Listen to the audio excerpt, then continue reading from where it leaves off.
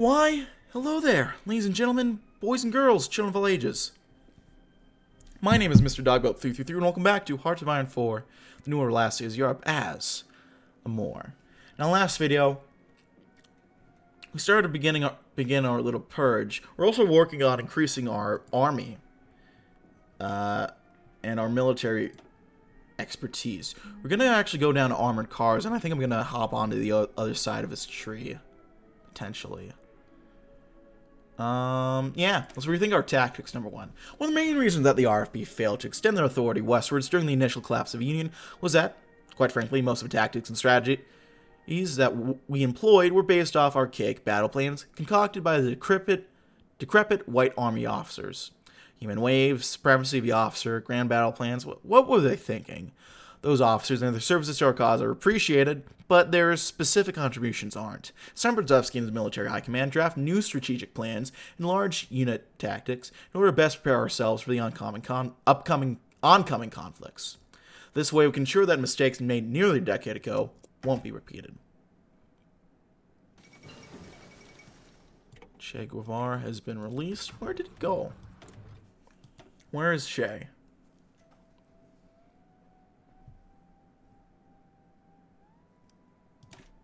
Hospital construction sounds pretty good, actually.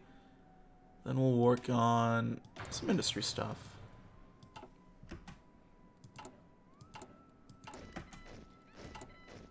See, economy. Starting to get a bit of a deficit going.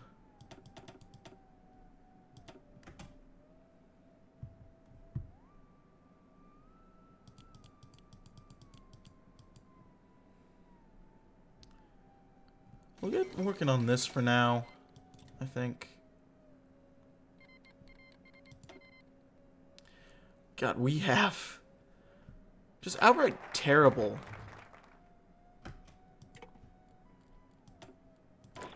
GDP. That is rough, I'm not gonna lie.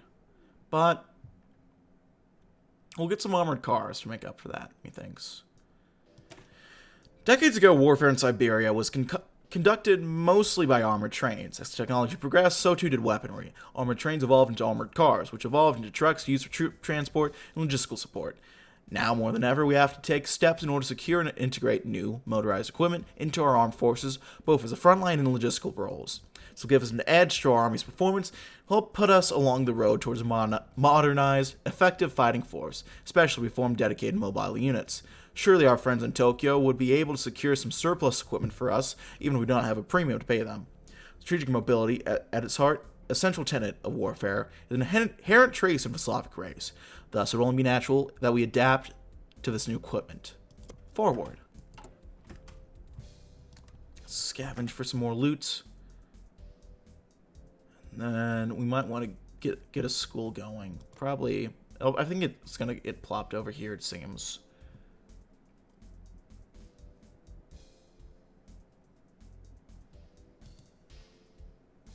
Which I'm okay with.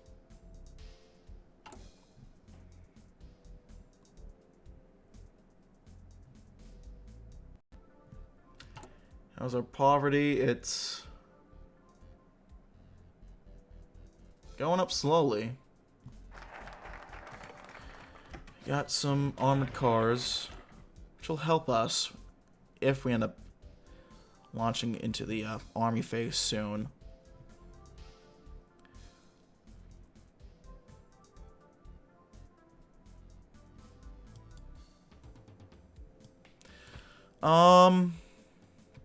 What do we want to do?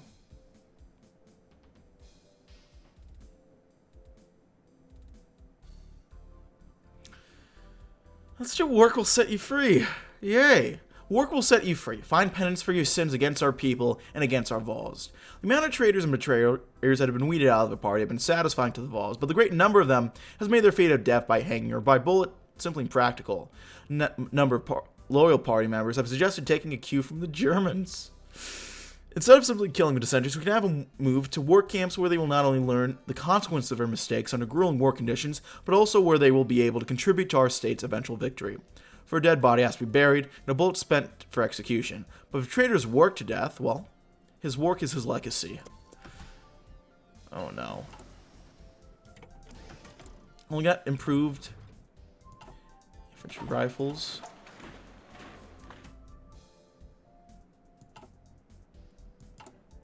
Ugh.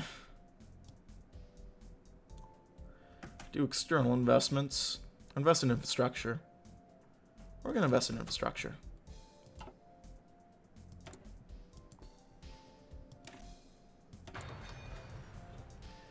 Get some support equipment going. And then from here, we have the 2 loot. Go ahead and build new schools. Get an extra production unit. We'll go ahead and put that towards civilian factories. Next, we'll do tests of loyalty. While the idea of testing every single party official's loyalty personally was an appealing concept for Zevsky, it simply wasn't practical based on how many there were. For anyone else, this would have been a happy problem. But he had other things on his mind. Instead, the Vols has begun to personally devise a loyalty test to weed out traitors, determine who is and who isn't a true member of the RFB. To prevent treason and treasonous thoughts, these loyalty tests will be mandatory not just for new members, but for those who are already in the party as well. Everyone but the Vols will take them to ensure that the party is pure and free from those that may sympathize with the Whites to the west and the Renegades to the east.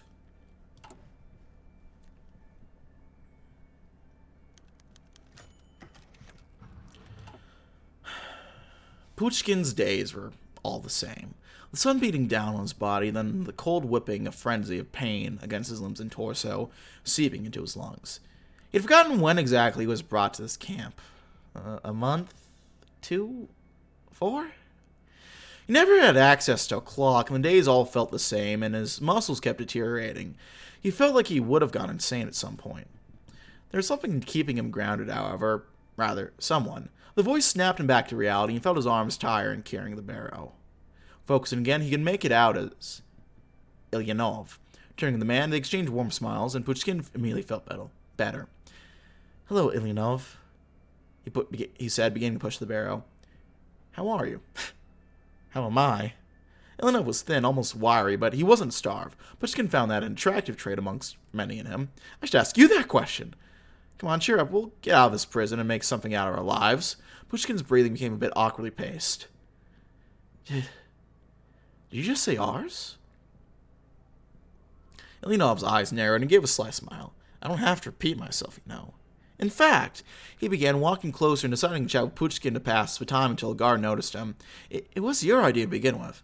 A nice cabin out in the woods of Siberia. You always wanted to be a hunter. Pushkin gave a bit of a shaky grin. "Well, I did say that, didn't I?" But he looked around the camp once again. It was a dreadful atmosphere. All Pushkin and Ilyanov wanted to do was escape, but they were wise enough not to be filled with bullets. I hope liberation comes sooner than never. Well, about that. The S&P holds on in Scotland.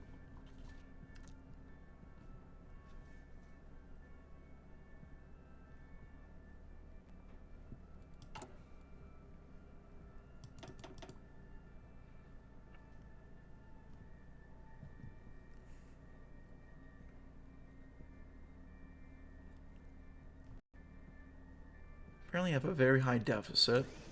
Extremely high, even. But that's not the worst, I think. The Rodzavsk Officers Academy was far from a glorious building. In Zaya, the Vols had put a significant amount of time and money into restoring a building for the RFB's military officers to ensure that they would have a comfortable and prestigious place to train and learn. However, its sister complex in the Vols' hometown was a far cry from Zaya. A 2-story converted schoolhouse was used for both official RFP duties as well as for training and drilling local officers before they were sent off to the fronts.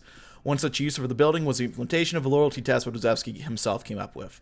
In a classroom, about 30 members of the party were crammed into the small desk to take these tests, from novice blackshirts to aging Orthodox priests. It seemed that anyone even remotely tied to the regime was preparing to write the test.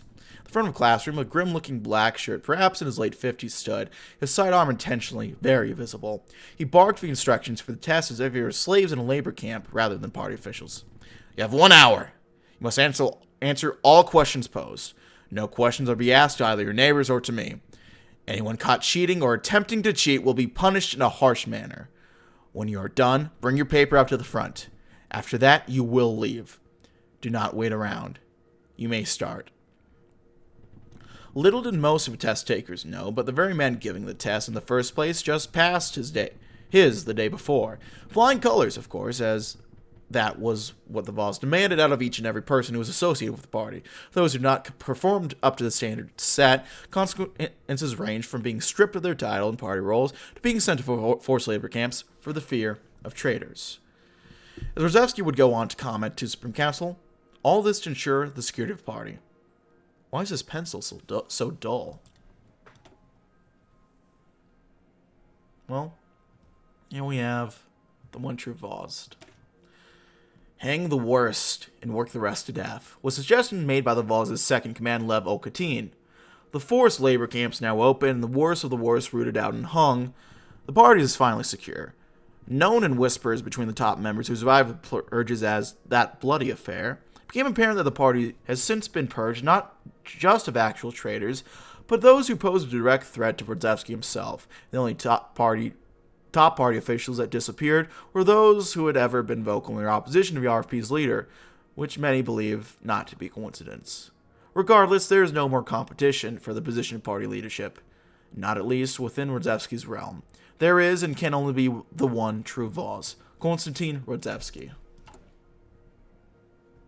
There we go.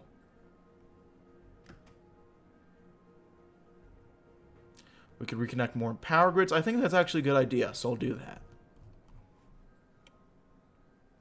Get some extra electricity going on in Amur.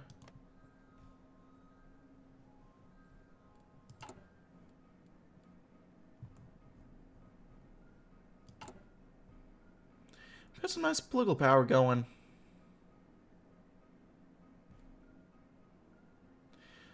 Poverty rate is still going up, quite unfortunately, but what are we gonna do?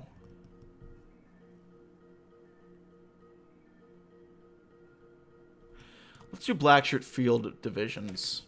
One of the most valuable resources we have at our disposal are the much-feared Blackshirts, the most ideologically committed of our party members that form the core of our party's paramilitary. However, until now, we haven't been utilizing the Blackshirts to the best of their abilities. These fascist fanatics, known for their intimidatory tactics, extreme brutality, and utter dedication to Radzevsky and the RP's cause, have previously been relegated targeting civilian dissenters and ending internal opposition to the Voz and his RFP. However, Radzevsky has a number of ideas for how to better use the Blackshirts, primarily to act as partisan suppression units and political commissars of sort, installing them within alongside our regular units to ensure cohesion and adherence to the party line, both among our soldiers and the civilians that they rule over. After the purge of Supreme Council, the Vols had a vested interest in ensuring that the governing body of this all-Russian state was back up to full strength. A series of names were put forward by both the remaining members of Supreme Council, as well as Boltov himself, each of them vetted carefully for potential loyalty issues, as well as examinations of their past actions as members of the RFP. Name by name was eliminated from the list. Andreev had a history of minor insubordination. Viktorov had too many friends in low places, and Isaev just really wasn't liked by the rest of the council. These are just a few examples. Eventually, however, a series of names were chosen. Loyal, skill, and fanatical were a trio of traits that the decision was ultimately based on. The new Supreme Council, between the survivors of the Purge and the new members, had become an incredibly loyal institution to Radzevsky. In reality, little more than an echo chamber for his thoughts and ideals. Repeat after me. I believe in the one God. I promise to serve the one true Voz. I will do so loyally and with complete faith and confidence in his decisions and beliefs. I believe in the Russian Fascist Party and his ability to unite all Russians under one banner. For God, nation, and labor. The ceremony for swearing in the Supreme Council was unannounced to the public and remained an austere occasion. Undertaken in the early morning, little decoration or celebration was given, but as Radzevsky had finished confirming each new member of the council, he gave him a tricolored slash of black, gold, and white, adorned with a single iron swastika. A short, curt welcome and congratulation were given by the Voz before instructing them where they would need to sit and the various responsibilities that they would need to fulfill for their position. As the ceremony went down, the morning ceremony progressed into a standard daily meeting of the Supreme Council. The new members, led by the old, filed into the conference room, where the Voz took his place at the head of the council. Sitting in his chair, he looked over his new council, their loyalty secured. "Shall we begin?" he asked, already knowing the answer. Right back to it.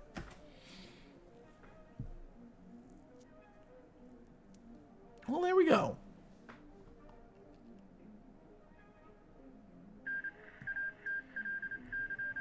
Well, Irkutsk has won. It took him long enough. I think we finished that up in like the first video we did. We kind of rushed through that really quickly, actually. I'm kind of impressed by how well we did.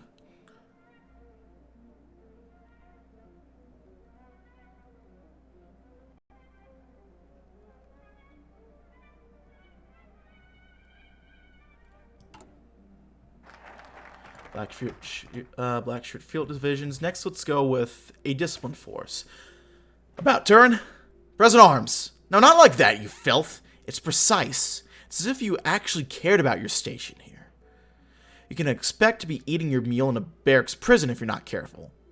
Currently, our armed forces are a colorful mixing pot of conscripted peasants, disaffected white emigres, and foreign mercenaries. As it stands, our armed forces are in no position to be fighting prolonged conflicts. Oftentimes, our troops' discipline breaks down, even fighting partisans and bandits.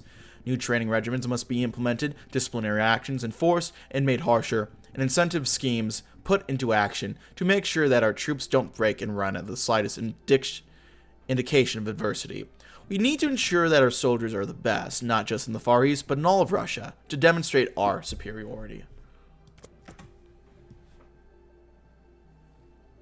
Well, there we go.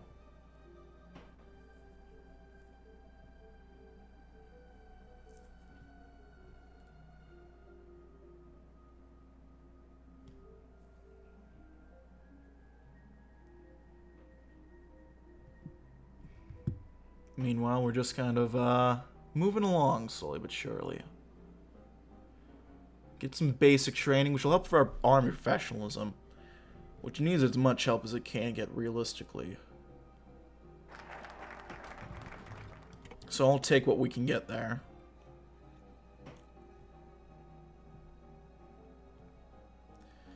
Do we want forts or do we want to work on industry?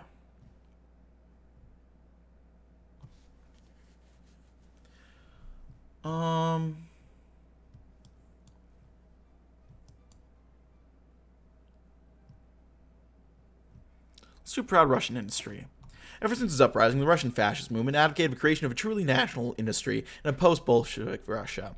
An independent, self-sufficient industry that doesn't rely on international or any other foreign capital, instead serves the interests of the Russian nation first and foremost. An industry which follows the way of strengthening and creation of the nation's national economy.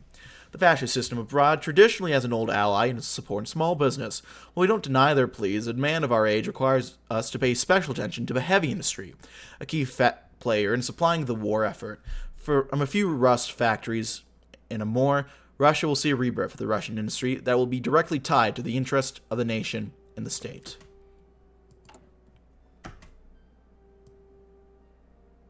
Go ahead and scavenge for loot, which I'll go ahead and do.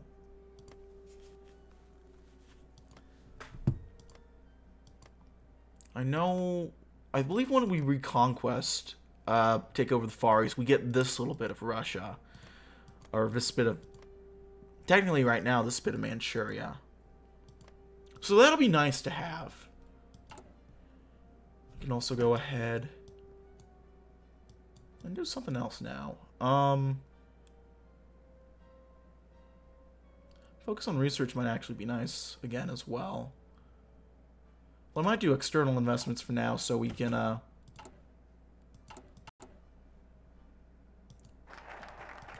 hold on to having some extra money in our reserves. It's nice to have just in case, you know?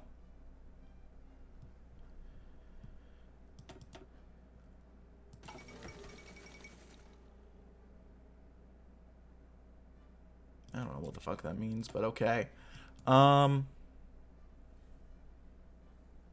Let's do national unions. The degree of control exerted by the state on unions has often been a touchy subject among many senior RFP members. However, it's clear that they do have their uses. They motivate the workers, help our factories follow production quotas, increase our support among the lower sectors of society. We must take action to ensure that our soldiers of industry not only have their protection, but their protection is overseen directly by the administration. We'll found the National Committee Prosovion the Union Oversight Committee, which answers directly to Radzevsky. Thus, only unions that receive the personal approval of our beloved Voz, Radzevsky himself, will be able to operate with absolute impunity. This will be done so that they can work closely with the NKPP and the state to ensure the workers' adherence to party line. Anything else is entirely unacceptable as we work towards a strong, unified state for the workers. That's something. What do we want to work on next? I mean, what do we need? We use a hospital in Radzevsk. We'll get working on that over there. And eventually, a little infrastructure over here would help too.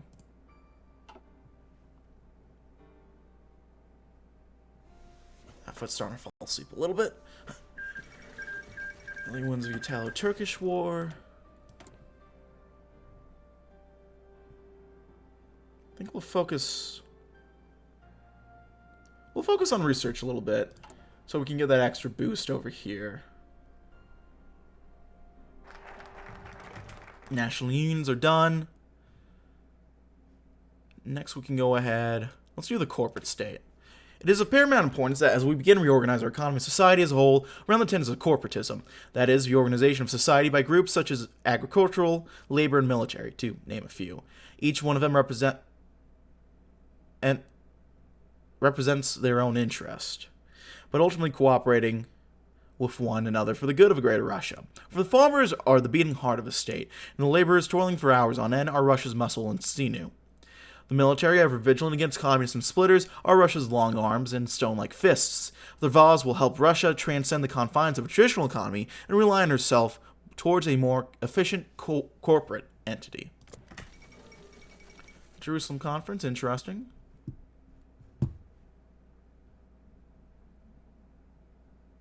We'll see how that goes for him. German Madagascar is collapsing. Also interesting. We'll see how that goes for them.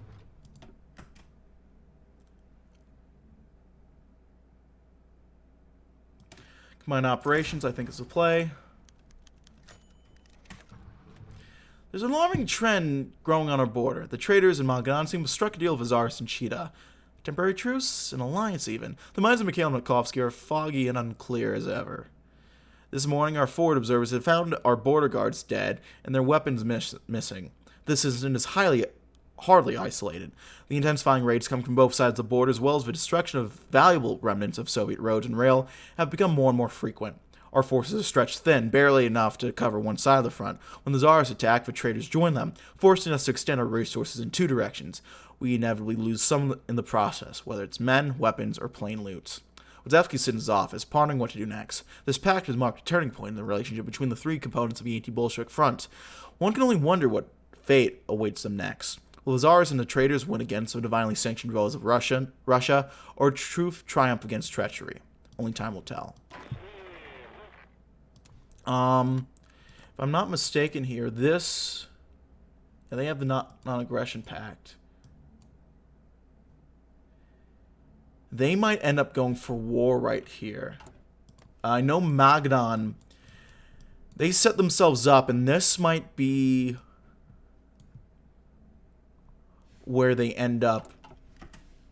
They either go for the funny path and get led by the mercenaries,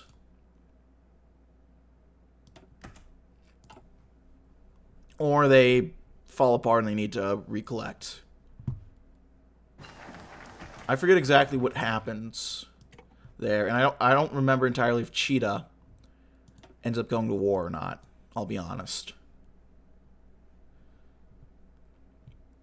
Let's define the enemy. We cannot simply proclaim our mission for strong and independent Russia while we remain unaware of the enemy who actually, I should do secure the West. History truly has a tendency to repeat itself in the most deriding ways, as destined for Ataman Grigory Semyonov, along with his sham czar and sycophant white officers, to arrive back to Chita in the surrounding of Transbaikalia for the first time in decades since the end of the Russian Civil War. The twist, of course, is that he once fought valiantly against the Reds for the righteous cause, but now seeks to put down the nationalist Russian effort against communism. No longer the paragon of a Russian officer's chivalry, he and his clique are lacking any noble goals and desire only to enrich themselves at the expense of their puppet czar Mikhail. The earthly days of Semyonov, Shepunov, and other reactionaries are numbered, and the throne of their pretender is crumbling apart. But as long as they persist, their pauper principality remains an utmost rival to us. We should pay special attention to any borders with Chita in order to prevent any unwanted intrusion from the side. That is probably for the best. Meanwhile, I'll do consumer good production efficiency.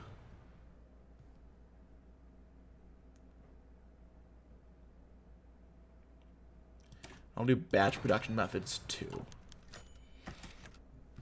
Vitaly Granin was a simple man, a farmer in the rather barren lands of Russian Far East, a loving father, dutiful husband, loyal soldier of the Red Army, and one of the few Jewish men in the Far East.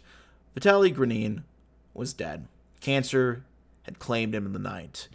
His family, lucky enough so far as to avoid the attention of the Mad Vols and Zaya, could now only mourn him. It was dangerous to be seen as a Jew in this land. The Amur regime would soon have them all in the camps if they were not so careful.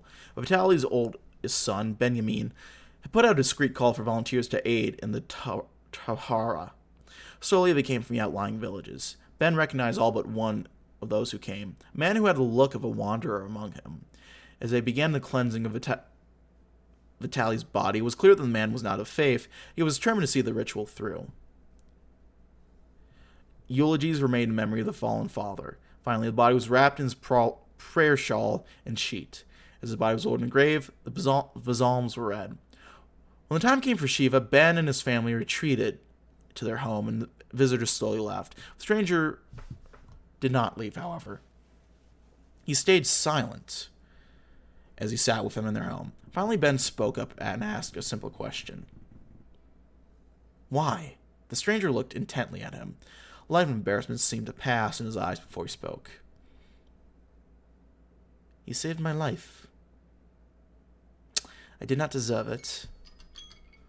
And yet, he saved me. His reply was met with confusion at first. What could he mean? Was he a soldier of the Red Army? A deserter, perhaps? Then, with the force of a train, it hit Ben. Vitaly had told him a story years ago of a young German soldier who disobeyed orders and was shot by his comrades for trying to save Russian civilians. He looked at the man in a whole new light, and as the night fell, he stayed. He stayed until the Shiva was over. The week passed, and he left on the 8th day. Protect me, Eternal One, for I seek refuge in you. Well, my friends, I think on that note, I'm going to leave it there. Thank you so much for watching. If you like this video, leave a like. If not, feel free to dislike. If you want to see more of this content in the future, hit the sub button for uploads weekdays as well as occasionally Saturdays. If you have any comments, feedback, and certainly leave a comment section below. I read all the comments I get and appreciate any all feedback you might have for me.